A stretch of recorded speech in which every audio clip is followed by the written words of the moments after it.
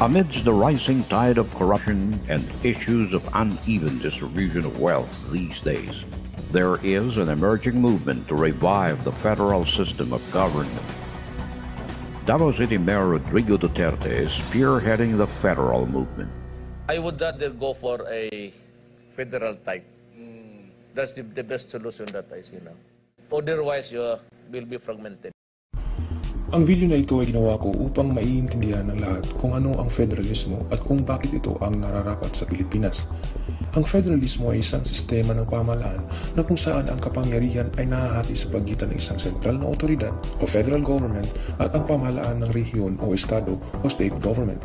Ang ibig sabihin, lahat ng aksyon at desisyong pangpolitikal ay dapat hayagan at mas mailalapit sa mga mamamayan hanggat maaari. Gaya ng karamihan ng klaseng pamamahala, ang federal government at state government ay parehong merong tatlong sangay ng pamahalaan. Ang ehekutibo o executive ang siyang nagpapatupad at nagtataguyod ng batas na tinatag ng legislatura. Pinamumunuan ito ng President o Prime Minister sa federal government at Governor o Premier sa state government.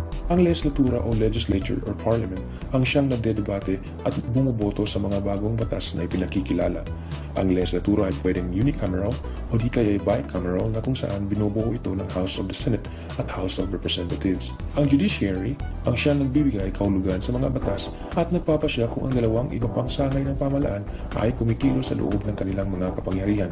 Ang federal at state governments ay parehong merong Supreme Court at lower federal and state courts. Kadalasan, ang federal government ang nangangasiwa sa mga isyu na nakakaapekto sa bansa sa kabuuan, kabilang ang pagtatanggol, digmaan, patakarang pambanyaga, mga likas na yaman at pananalapi. Ang mga domestic na isyu naman, gaya ng tiyak na batas at regulasyon, turismo, dayuhang direktang pamumuhunan, edukasyon at kultura ay karaniwang pinangangasiwaan ng state government kung saan may autonomiya ito sa mga isyu na binanggit ko at ang autonomiyang ito ay ginagarantiya ng konstitusyon. Kahit na may autonomiya, ang mga state governments ay nagko-coordinate at nagtutulungan din sa mga issue tulad ng polusyon sa kapaligiran at maging mga patakaran tulad ng panimula ng taon ng pasukan, kurikulum ng pagtuturo at kwalifikasyon ng mga guro. Gayon din, ang mga state governments at federal government ay nagtutulungan sa ilang aspeto gaya ng pagsasagawa at pagpapatupad ng batas, paniningil ng buwis at panghihiram ng puhunan. Ayon sa isang eksperto ng federalismo na si Professor John Erck, may tatlong pangako ang federalismo na sa tingin ko ay talagang nababagay sa bansa natin. Unang pangako, mas mahusay na demokrasya. Kung ang sistema ng pamamahala sa Pilipinas ay isang federal, magkakaroon ito ng mas mahusay na demokrasya. Ito'y dahil mas nailalapit ang demokrasya sa mga mamamayan, mas nabibigyan ng tinig at kapangyarihan ang mga lokal na komunidad at mas naisusulong ang tinatawag na demokratikong pananagutan kung saan ang ordinaryong mamamayan, mga partidong politikal at iba pang personalidad ng demokrasya ay nakakapagbigay ng reaksyon, karangalan o maging parusa sa mga opisyal na namumuno sa pagpapatupad ng mga papublikong patakaran. Ang ikalawang pangako, mas mahusay na pamamahala. Kung ang sistema ng pamamahala sa Pilipinas ay isang federal, na itataguyod nito ang mas epektibong pamamahala. Ayon nga sa United Nations, ang mahusay na pamamahala ay may 8 natatanging katangian. Ito ay ang una, participatory o nagbibigay ng oportunidad sa lahat upang makalahok sa pagdidesisyon. Ikalawa, consensus-oriented o isang proseso ng paggawa ng desisyon kung saan ang isang grupo ay bumubuo at sumasang-ayon sa isang desisyon para sa interes ng lahat ng miyembro nito. Ikatatlo, accountable o ang pagbibigay ng sapat na katwiran sa mga aksyon at desisyon. Ikaapat, transparent o ang obligasyon ng mga namumuno na ibahagi sa mga nauukulan ang mga aksyon at desisyon ng mga ito. Ikalima, responsive o ang pagbibigay ng madalian at epektibong aksyon. Ikaanim, effective and efficient o ang mabisa at mahusay na pamamalakad. Ikapito, equitable o ang makatarungan at walang kinikilingang pamumuno. At ang ikawalo, inclusive o ang sistema ng pamamahala na may kakayahang tumugon ng mga papublikong serbisyo at sinisiguro na lahat ay kasali at walang anumang bahid ng diskriminasyon. At ang ikatlong pangako, ang pamamahala ng mga katangian ng iba't ibang kultura. Kung ang sistema ng Pilipinas ay federal, na itataguyod nito ang mas mahusay na pamamahala ng mga katangian ng iba't ibang kultura at ang mga pagkakaiba at mga relasyon sa pagitan ng mga ito. Dahil iba-iba ang kultura natin mga Pinoy at marami-rami ring pagkakaiba sa pananalita, nararapat lamang ang federalismo. At dahil may iba't ibang estado estado nga o rehiyon sa federalismo na kung saan ang mga lugar na may pagkakatulad sa kultura at pananalita ay maaaring gawing estado o rehiyon. Mas mapapahusay ang maging pamamahala dahil nabibigyan ang ganitong pamayanan ng autonomiya para pamahalaan ang kanilang sariling gawain. Marami na ang naniniwala na mas aasenso ang ating bansa kung magiging federal na tayo. Pero higit sa lahat, dapat din na disiplinado tayo sa lahat ng ating ginagawa. Handa na ba kayo sa tunay na pagbabago? Hello! Sana ay nagustuhan nyo yung first video na ginawa namin about federalism. Ngayon naman, let's take a deeper look into this type of government. Naniniwala kaming mas lalong maintindihan ang konseptong ito kapag ilagay natin sa kumbaga isang scenario kung saan ilalarawan natin ang pangkaraniwang ginagawa ng isang estudyante sa isang araw. Okay ba yun? Yun bang pagising mo sa umaga hanggang pag-uwi mo and all activities that you normally do in between those times. At alamin natin kung anong level of government ang involved dito. Mula sa pinakasimpleng bagay na ginagawa mo araw-araw, titingnan natin anong klaseng gobyerno ang nangangasiwa dyan. Okay? Simulan natin. Una, pagising mo sa umaga, syempre maliligo ka at naghahanda para sa eskwela. Ang kuryente at tubig na ginagamit mo o di kaya'y gas kung ang nagpapatakbo ng water heater mo ay gas at yung storage system kung saan dumadaloy ang pinanligo mo, lahat yun ang nangangasiwa state government. Then you will have your breakfast at 7 a.m. for example. Ang perang ginamit mong pambili ng kinakain mo, whether imported or local, at mga kalakalan at advertising, pinangangasiwaan lahat yan ng federal government. Nagiging involved ang state government sa area ng consumer laws at mga batas sa lugar ng trabaho o workplace at yung mismong establishmentong tinatrabahuan mo.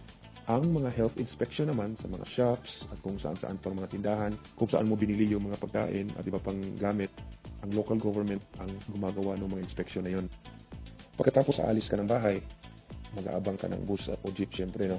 So, binibigyan ng federal government ng funding ang state government para sa construction ng mga kalsada o yung tinatawag nating major roads na dinadaanan ng mga bus at jeep. Ang mga state government naman may kanya-kanyang transport system gaya ng sa bus, batas trapiko at may sarili din silang mga pulisya o state police. Ang mga state government din ay nagpo-provide ng traffic lights, road signs at sila rin yung nagko-kolekta ng road taxes. Ang local government naman ang nagpo-provide ng mga local roads, street signs at mga bus stops. Pagpunta mo ng school, ang federal government ay nagbibigay ng funding sa edukasyon mo, halimbawa Study Now Pay Later program ng gobyerno, at saka yung budget sa mga state universities, ang nagpo-provide nun ang federal government. Ang state government ang nangangasiwa sa larangan ng edukasyon, pati sa subject curriculum, at pati sa mga qualifications ng mga teachers. Ang local government ang namamahala sa local kindergartens and preschools. Kung gusto mo naman pumunta ng library habang nasa school ka para basa pa more, ang National Library ay pinangangasiwaan niya ng federal government. At syempre, ang state government ang nangangasiwa sa state libraries at school libraries. Ang local government naman ang namamahala sa mga local libraries gaya ng city and municipal libraries na tinutulungan din ng state government sa pamamagitan ng pagbibigay ng mga subsidies sa mga local councils. At kung gusto mo ng work-life balance, kasi nga sabi all work and no play makes you a dull individual, gusto mo ng sports, ang federal government ay involved sa National Institute of Sport at saka sa iba't ibang national sport bodies. For example, sa Australia, marami silang national sport bodies gaya ng Tennis Australia, Badminton Australia, Athletics Australia, Volleyball Australia, Swimming Australia, at marami pang iba. Ang state government naman involved sa state sports centers. Sila yung nagbibigay ng funding sa mga local councils at namamahala rin sa safety, health, and education. Ang local government, sila yung nagpo-provide ng mga local sports field at mga playgrounds. Well, kung gusto mo namang mag-FB, tumawag sa telepono, mag-Twitter, o gumamit ng iba pang social media during the day, pinangangasiwaan ng federal government ang telephone services. During the day, sometimes gusto mong manood ng TV. Yung mga pinapanood mong mga teleserye at iba pang mga shows, may mga classifications yung dinadaanan at kinaklasify itong mga shows na to gamit ang tinatawag nating broadcasting laws na pinangangasiwaan ng federal government. Kung may sakit ka at kung gusto mong pumunta sa doktor, yung Medicare na ginagamit mo o di kaya yung PhilHealth, federal government ang mamamahala dyan. Aside from that, nagbibigay din ng funding ang federal government sa mga state governments sa larangan ng kalusugan. Ang state government ang nagpo-provide ng mga hospital at ambulance services.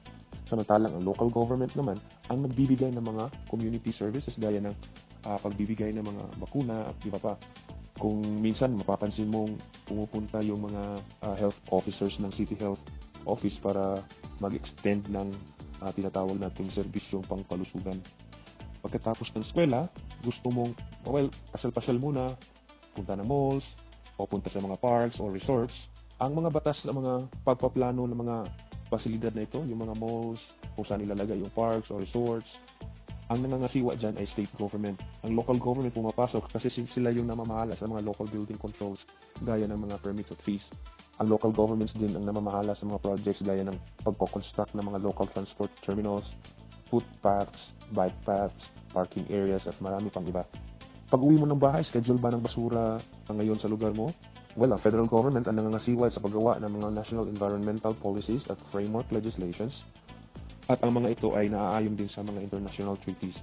Samantalang ang state government ang namamahala sa waste disposal at landfill provisions at pollution controls. Ang local government pumapasok kasi sila yung responsable sa garbage collection at mga local environmental regulations. So yun yung isang buong araw ng karaniwang mga aktibidades na ginagawa ng isang estudyante. At sa pamamagitan yan, na-analyze natin kung anong klaseng gobyerno ang pumapasok o nagiging involved sa pagtakbo ng buhay ng isang estudyante. So sana ay mas nakakatulong tayo itong ginawa nating diskusyon about sa federalism.